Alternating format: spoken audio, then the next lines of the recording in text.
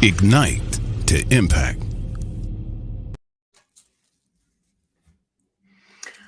Are you feeling tense at work?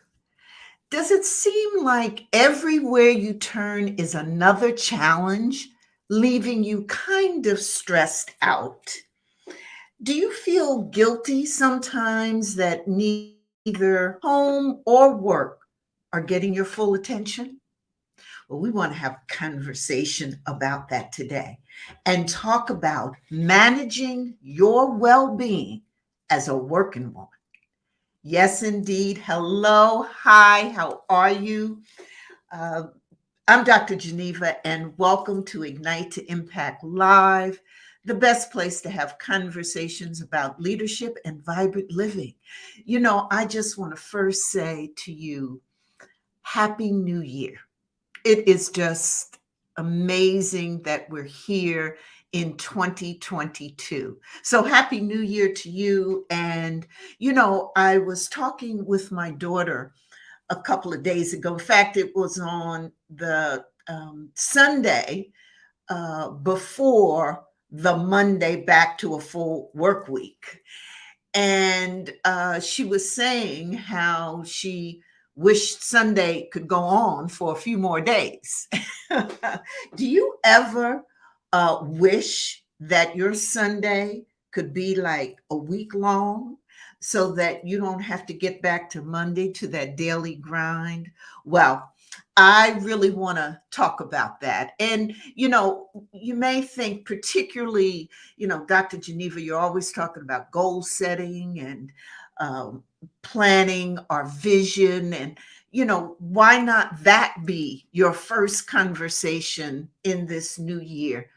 Well, I really think that talking about well being really sets the stage for our goal setting. And there's a quote that I like. Brian Tracy says, set peace of mind as your highest goal, and then organize your life around it.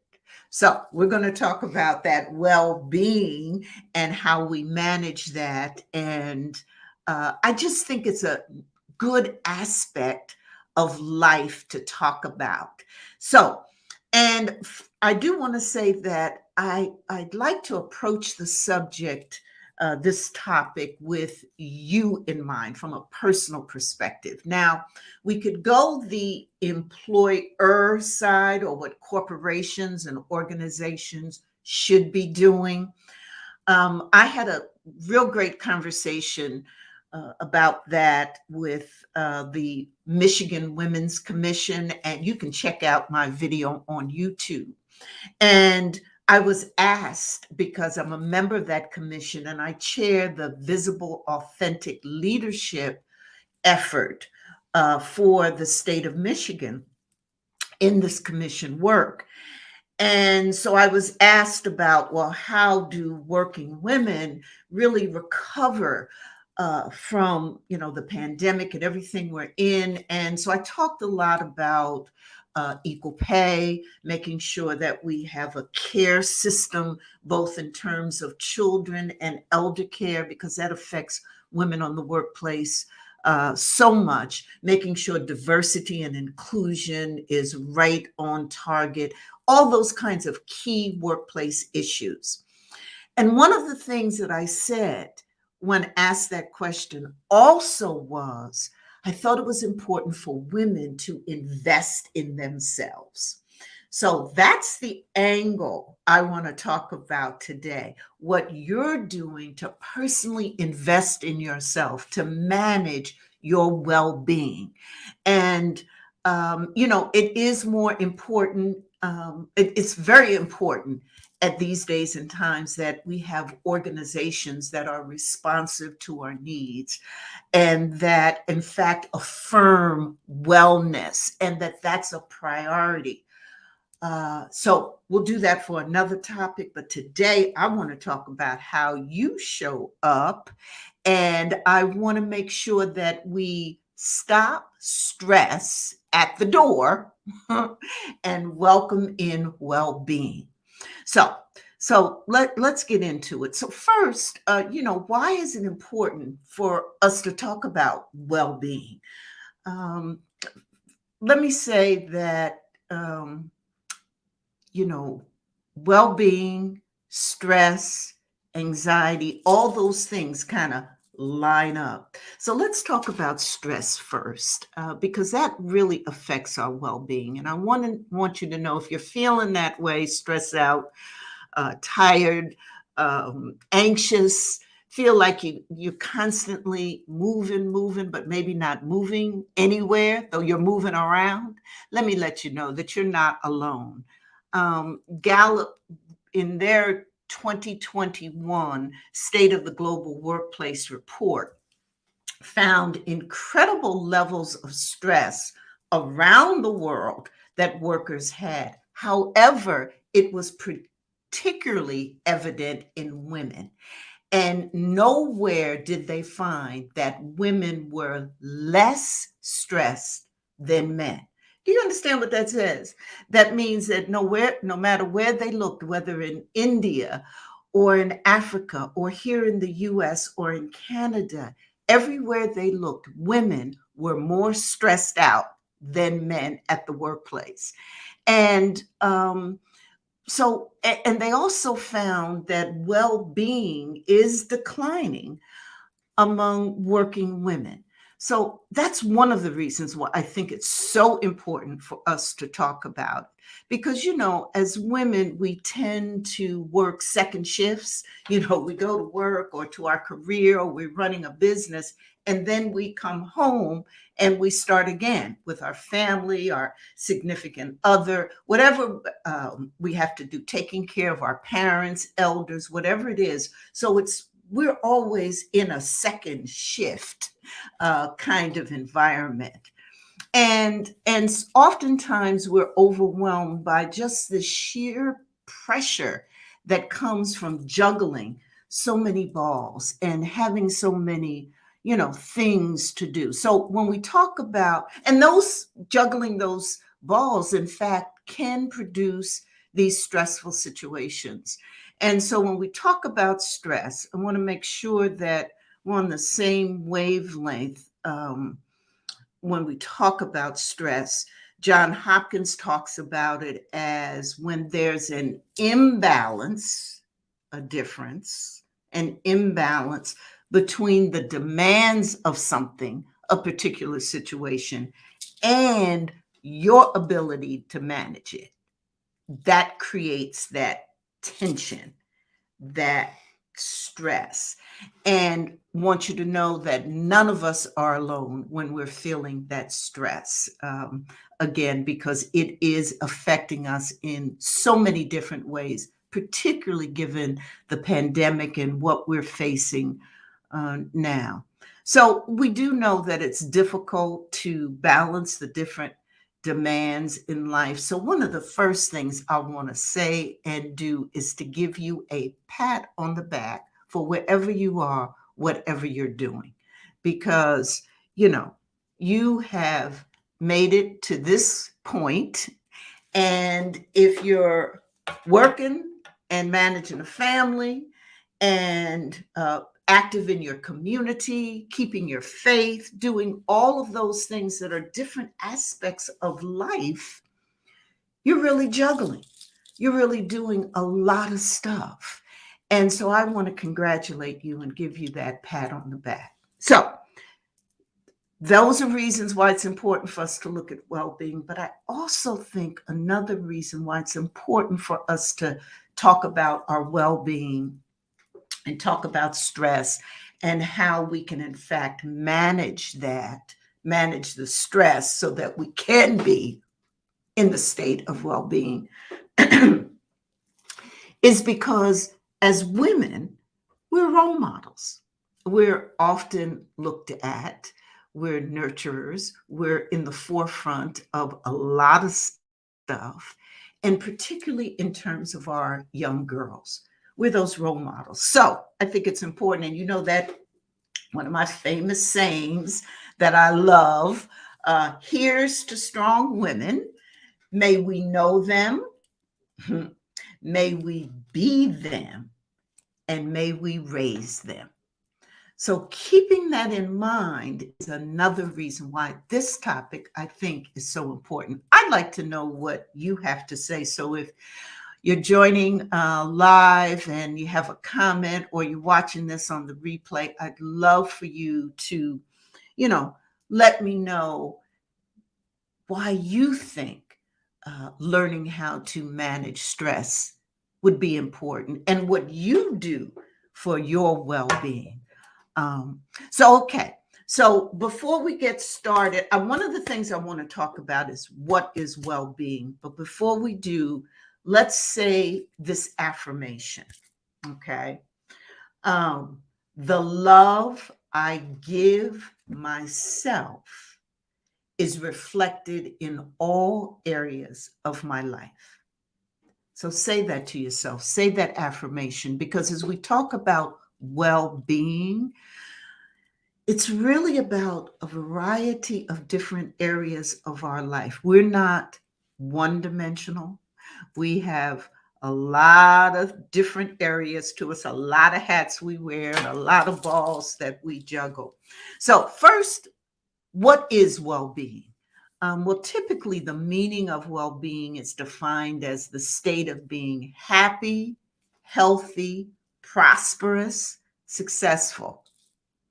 And, it really, that kind of thinking encompasses all the things we think about and experience in our life. And although there's lots of different definitions, perhaps, of well-being, I'd like to look at what is commonly considered to be the key dimensions of well-being. So let's pause for a moment and think about what are the dimensions, the elements of well-being. And so I see we have a LinkedIn user who's joining us and saying having a self-care day is essential to refresh and refuel. Absolutely. Thank you for that strategy. And I think that's so important. And we're going to get into talking about that. I love that. Please continue to drop your thoughts about well-being in this topic. So let's look at 5 dimensions of well-being: purpose, social, financial, community, and physical. Now, when I talk about these dimensions of well-being, just think for a moment about, so purpose, what you like to do every day, what brings you meaning, what matters that you do every day. Social well-being is really about the relationships, the meaningful relationships, the caring, the connections that you have in your life. Financial well-being is, of course, about managing your money well. Okay. Physical well-being. So, do you have the energy to get up? Can you move? Can you get things done? And community well-being. You like where you live, where you are. You feel safe. You feel secure. You have that sense of belongingness and spirituality.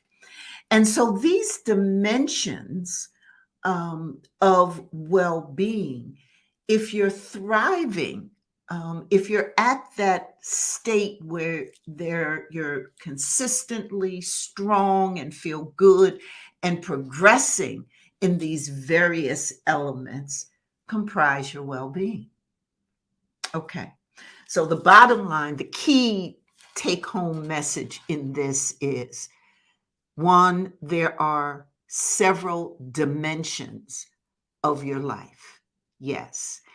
2, that each one of them has a capacity for you to thrive and be successful in each one of them.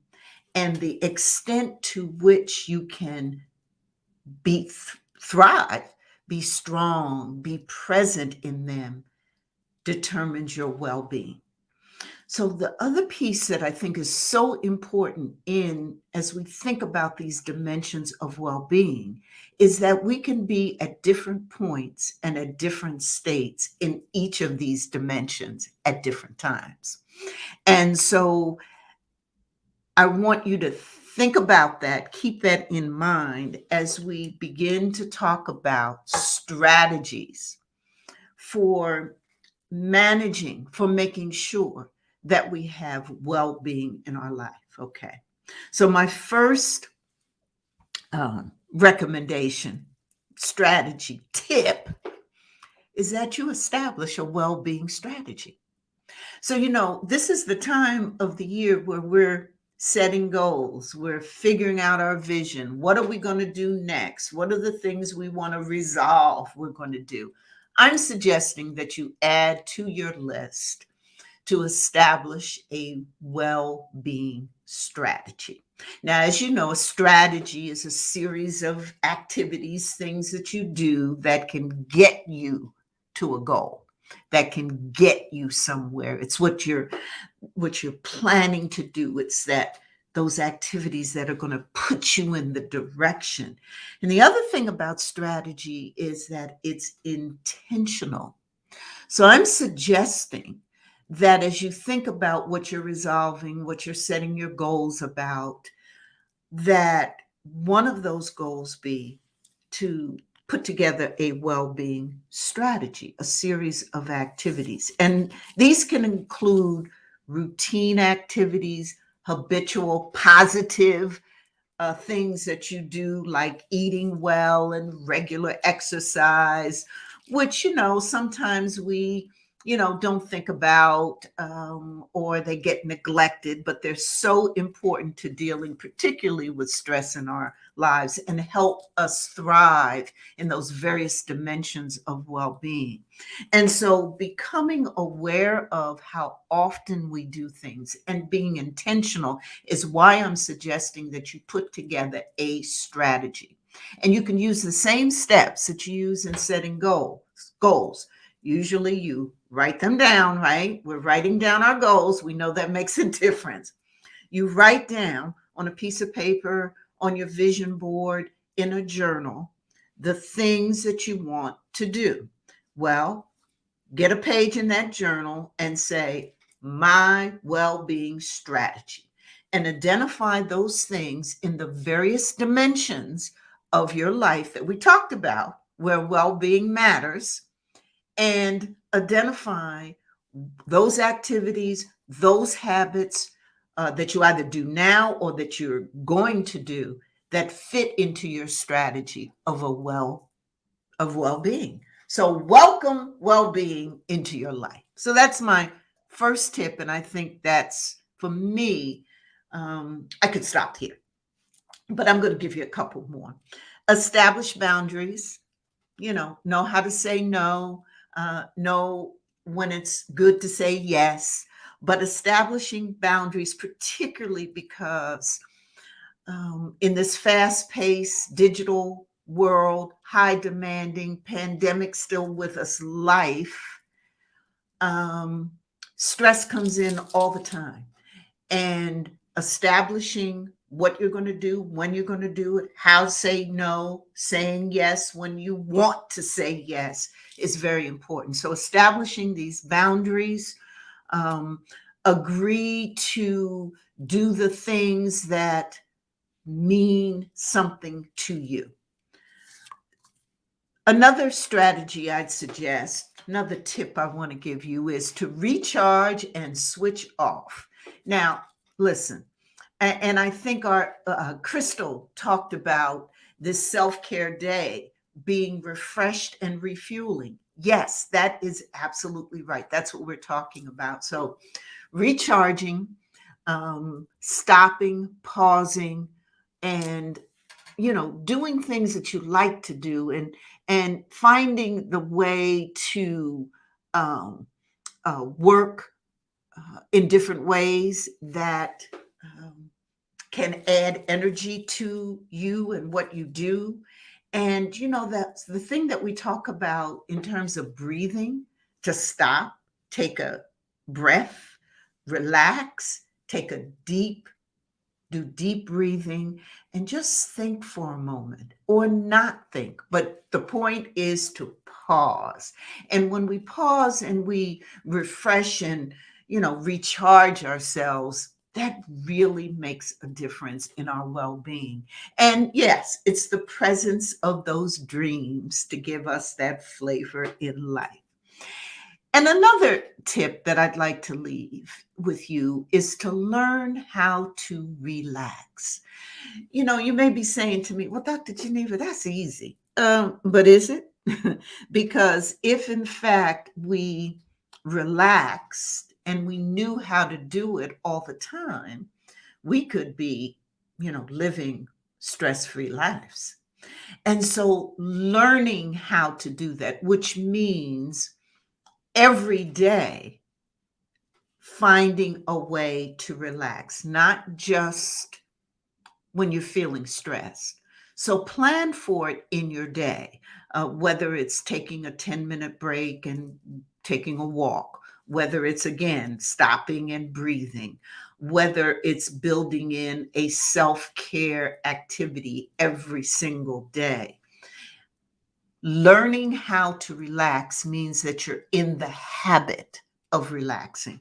And so when we take time to experience the present moment and use mindfulness techniques or savor a delicious meal or write a note to someone we haven't seen in a long time, those are intentional activities, good habits, real great habits, and we learn to relax from them. I also want to talk a little bit about, recognizing those stressful situations. So we need to be able to recognize those things that stress us, those stressors. And so when things happen, how do we react to them? I'm often asked, what's a good way to do that? And I think journaling is. So you actually, identify your stressors. You ask yourself, you know, how did a certain thing make you feel? Like maybe it's, giving presentations at work, and that really brings up that stress in you. And so you ask yourself, well, how does giving a presentation at work make me feel? So you write that down. And then you think about it and you put down how it makes you feel. And then how did you react to it? Is your second question. You write that down and you answer that question. So how did you react to it? And what happened? Did you, get nervous? Did you start shaking? Did you sweat? Did you feel you had to go sit down? Did you catch your shortness of breath? Did you start thinking negative thoughts? How did you react to getting nervous about making that presentation? And then the third thing you write in your journal is, how can I fix it? So you actually intentionally think about what I can do, what you can do to fix it, And so if you're nervous about making a presentation and your heart starts palpitating fast, maybe one of the ways that you fix it is to take 10 deep breaths before you make a speech. That's what someone told me many years ago, because I still get nervous and anxious when I'm talking or giving a speech. But I was told two things. One, to take these 10 deep breaths before I give a speech, and it's fabulous. It helps. And the second thing was to reframe my thinking about it, that I'm not being nervous, I'm being terrifically excited. So I reframed the I'm nervous to I'm excited. I'm looking forward to it. So that reframing comes in too, but we'll talk about that later. So, anyway, the other strategy or tip that I'd like to leave with you as you think about managing your well being is to reflect on past successes and accomplishments and the progress you've already made. If you're here now, if you're listening to my voice, if you're dropping those comments in, hey, you've come to a point, you've made it. And so um, it's often very helpful to reflect on the successes that you've had and the accomplishments that you've had, because you can look at, well, how well I did this or how well I did that. And thinking about those kinds of things kind of gives you a sense of satisfaction and peace and happiness. And you can pat yourself on the back because you deserve it. So, I'm often asked how by my clients, how do I recharge our minds? How do I, welcome in well-being? And I say my response is, well, it's often different for different people. There isn't really a specific answer because everyone finds their own joy and peace in their own way. What's key is to identify what makes you feel relaxed, what brings you happiness, what um, helps you feel good about what it is and what you do. And so there's this process, in fact, that you go through and that you go through. I take my clients through where they actually identify what makes them happy, what brings them joy, and then actually creating the activities that sustain that bringing of joy over a period of time. Because, see, that's really what we want to do. We don't want to just go through an exercise to find out what makes us happy in the moment. We want to have moments all the time, an ongoing series of moments where we're finding joy and having peace and are in our well-being state. So that means once you've identified those things that bring you happiness, those things, those passions, what brings you meaning, once you've identified them, you want to then develop a system, a process to institutionalize, if you will, within your being those things so they become a habit, so that you do them all the time, so it becomes routine, so that it becomes like muscle memory. And so that process of identifying what brings you joy and happiness and sustaining that joy is a terrific process. And that's what I do with my clients. And you know what? We also talk a lot about this in my Extraordinary Women Influencers Facebook group. And so one of the things I'd love for you to put on your list of things to do in 2022, that rhymes, things to do in 2022. We'll have to have a conversation about that. Anyway, is to join my Extraordinary Women Influencers Facebook group where we really talk about being well, how we can influence ourselves first and then influence others positively. And what are the things that we should do in terms of our mind, body, and spirit that make us be even more influential than we are as women?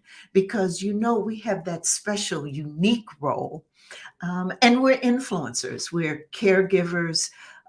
What we say matters. We have that power and that influence. And what we do in this Facebook group, and there are over 1,100 of us, is to Every day, be inspired, share ideas, share content, share positive messages, share strategies to help us be more influential over ourselves, the life that we lead, and to influence those around us and help build community, because that's what we're called upon to do.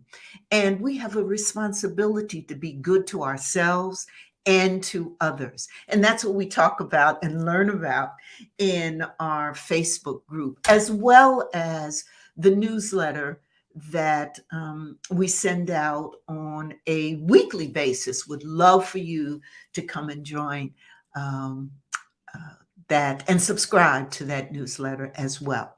So I would love to hear from you about your strategies, about how you bring well-being in, how you manage well-being as a working woman, because you're working at your career, at the workplace, in your business, and you're working at home with your family, your significant others, your children, the people that you take care of, which may be your elders or your children. And so you're working.